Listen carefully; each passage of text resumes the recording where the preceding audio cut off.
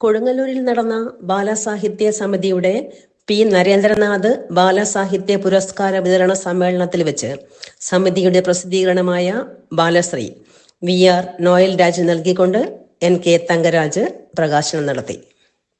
ഏറെ പരിചിതനായ സാംസ്കാരിക പ്രവർത്തകനും ആനാപ്പുഴയുടെ ഹൃദയം തൊട്ട കലാകാരനും നാടക പ്രവർത്തകനുമൊക്കെയായ NK തങ്കരാജ് സാറാണ്.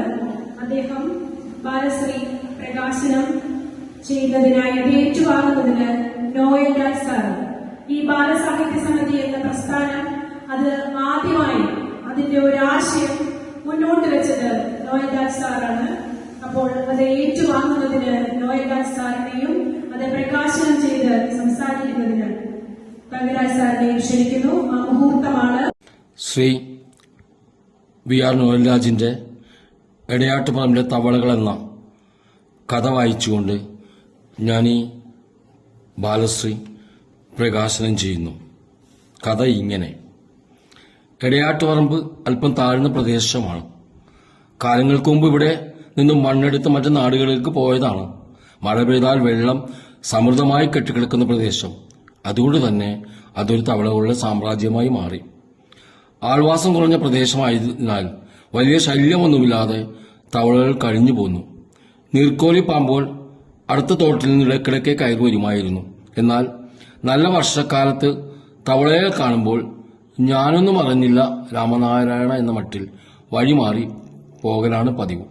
അങ്ങനെ സുഖമായി കഴിഞ്ഞുകൊണ്ടിരുന്ന നാളിലാണ് ഇടുക്കി ഡാമിലെ വെള്ളം ഒഴുകി വന്ന് ഇവിടെ ആകെ പുഴയാക്കി മാറ്റിയത്. ഒഴുക്കിന്റെ ശക്തിയിൽ തവളകൾക്ക് ഒഴുക്കിനനുസരിക്കേ നിവൃത്തിയുണ്ടായിരുന്നുള്ളൂ. അവരൊക്കെ ഒഴുകി പല പല വഴികളിലേക്ക് പിരിഞ്ഞുപോയി. രക്ഷപ്പെട്ട പലരും പലയിടങ്ങളിൽ ഒറ്റപ്പെട്ടുപോയി.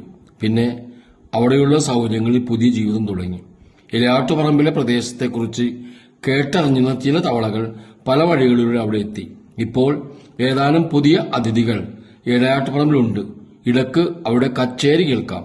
പാട്ട് കേട്ടാൽ അറിയാം കച്ചേരിക്ക് ആള് കുറവാണെന്ന്.